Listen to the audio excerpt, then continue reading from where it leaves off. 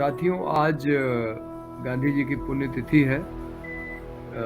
इस अवसर पे देश भर में कार्यक्रम हो रहे हैं। लोगों को गांधी का महत्व पहले से ज़्यादा समझ में आने लगा है। जब इस सरकार ने नागरिकता संशोधन अधिनियम बनाया, तो जगह-जगह जो मुस्लिम महिलाओं के प्रदर्शन हुए, उसमें 2 तस्वीरें हर एक धरना स्थल पे दिखाई पड़ी।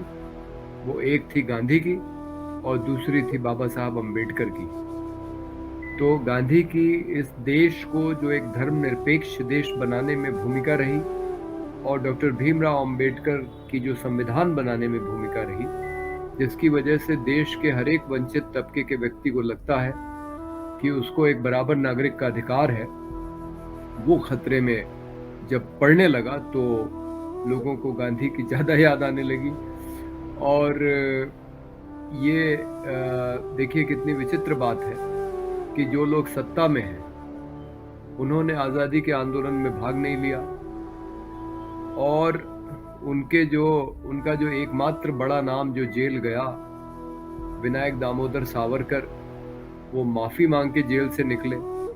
पहले तो आरएसएस वाले मानते ही नहीं थे कि माफ़ी मांग के जेल से निकले, लेकिन अब तो राजनाथ सिंह ने कह दिया है कि उन्होंने गांधी से पूछ के माफ़ी मांगी थी, जबकि गांधी से उनका सीधे इस विषय में उनकी कोई बातचीत ही नहीं हुई। सिर्फ सावरकर के भाई के साथ गांधी का एक पत्र व्यवहार है, और वो भी माफ़ी मांगने के कई साल पहले। और गांधी ने सिर्फ ये कहा था कि भाई वो एक राजनीतिक बंदी है और उनको क्यों जेल में रखा जा रहा है इतना लंबा समय, और ये बात उनको अंग्रेजों से कहनी चाहिए।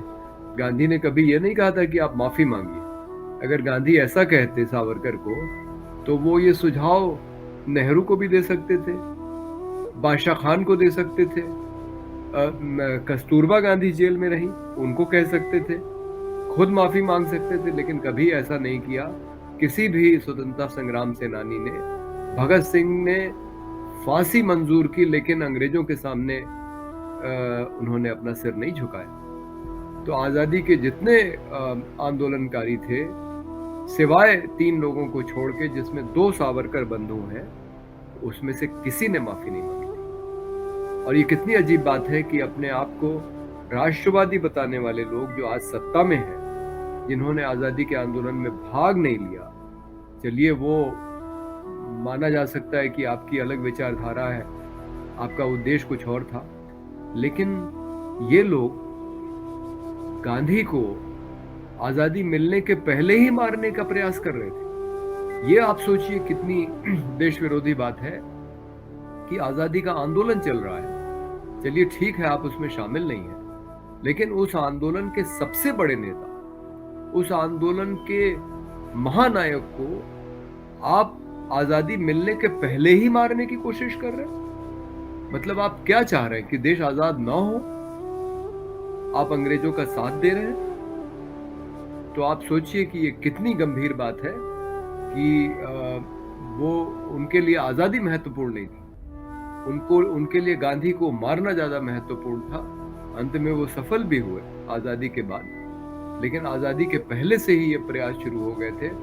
और इससे बड़ा कोई प्रमाण है नहीं कि ये जो हिंदुत्ववादी हैं, जो तथाकथित अपने आप को राष्ट्रवादी कहते हैं, इनसे बड़ा देशद्रोही और कोई नहीं है। इससे बड़ी देश विरोधी विचारधारा और कोई नहीं।